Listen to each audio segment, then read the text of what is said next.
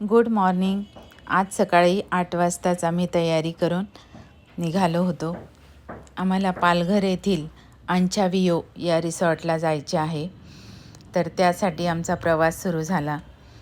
प्रवासामध्ये खूप छान निसर्ग सौंदर्य बघत बघत प्रवास केला। त्यामध्ये हा मेंढ्यांचा कळप आहे आणि खूपच लांब हा कळप होता। खूप मेंढ्या होत्या इथे आणि असं सगळं बघत बघत आमचा प्रवास चालू होता। साधारण 3.5 तासानंतर आम्ही पालघर येथील अंचावियो येथे पोहोचलो आणि इथे आता चेक इनची प्रोसेस चालू आहे।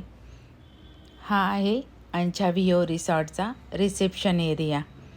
खूप सुंदर वर्क केलेला आहे आणि जास्तीत जास्त वुडनचा यूज केलेला आहे ह्या डेकोरेशनसाठी यांनी।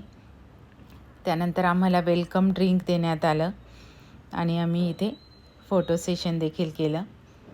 त्यानंतर आम्हाला बग्गीमधून आमच्या रिवर साईड कॉटेजेसमध्ये घेऊन गेले ते आणि ते नेताना ते आम्हाला सगळी माहिती सांगत होते।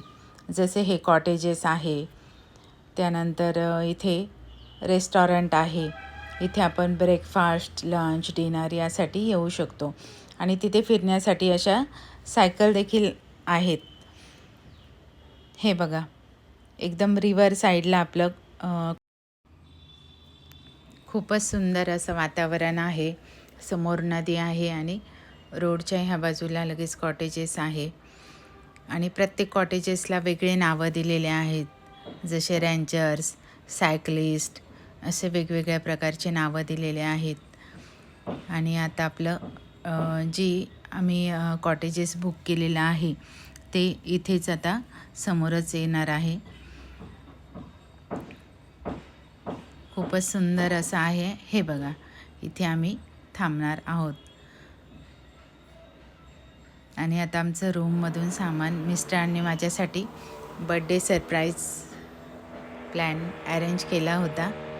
त्यांनी आधीच हॉटेलमध्ये सांगितलेलं होतं की आम्ही बर्थडे सेलिब्रेशन करण्यासाठी येणार आहोत, त्यामुळे त्यांनी डेकोरेशन करूनच ठेवलेलं होतं। खरोखरच असं सरप्राईज बघून खूप छान वाटलं आणि त्यानंतर फ्रेश होऊन आम्ही